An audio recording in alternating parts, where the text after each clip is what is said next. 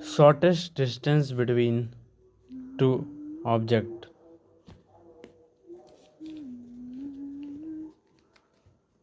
Distance between two object पे कुछ questions मैं लगाने के लिए जा रहा हूँ।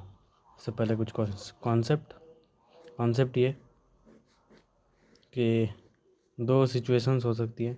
सबसे पहले अगर हमें मिनिमम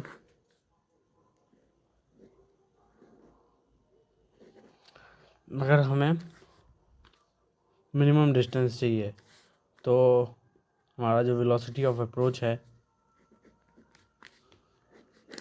वो जीरो होना चाहिए।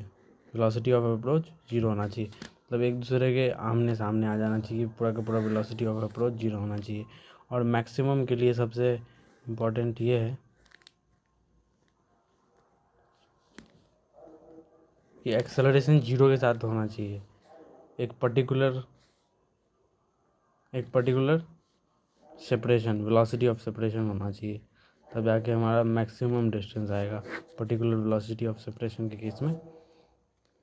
और अगर मिनिमम डिस्टेंस अगर चाहिए तो मान लीजिए कि ये एस ए चला, ये एस बी चला और इनके बीच का रिलेटिव डिस्टेंस है एस ए वी।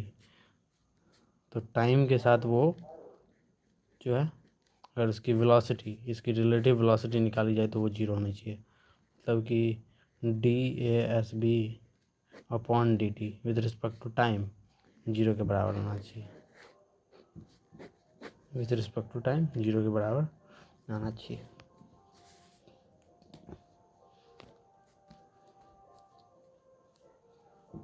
तो इस पर क्वेश्चन करते हैं।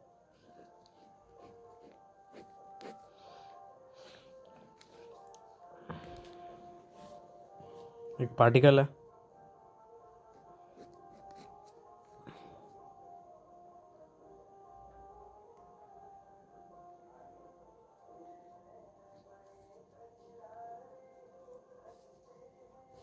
ये रिलेटिव मोशन का पार्ट है और एडवांस लेवल के सवाल ही इस पे आते हैं।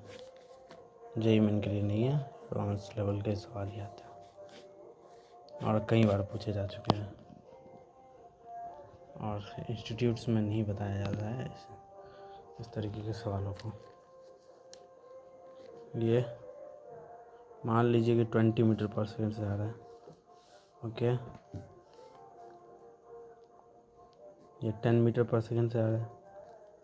तो सबसे पहले हमको फाइंड आउट करना है कि कितना टाइम में ये दोनों पार्टिकल एक दूसरे को कोलाइड कर जाएगा, ठीक है।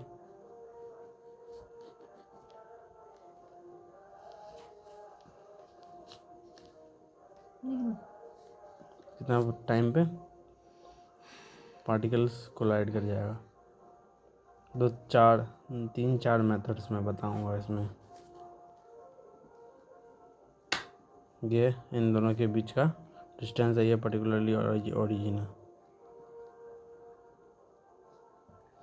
तो कितना टाइम पे ये कोलाइड कर जाएगा, सबसे पहली बात।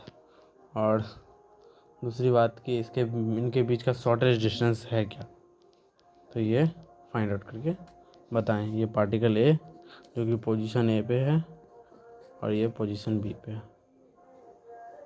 जो है फाइंड आउट करें।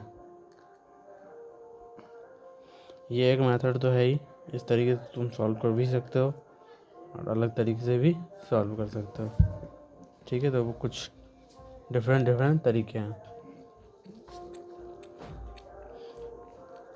ओके। वीडियो थोड़ा लेंदी हो गया, बंद करना पड़ेगा। अगले वीडियो में सोल्यूशन बताता हूँ।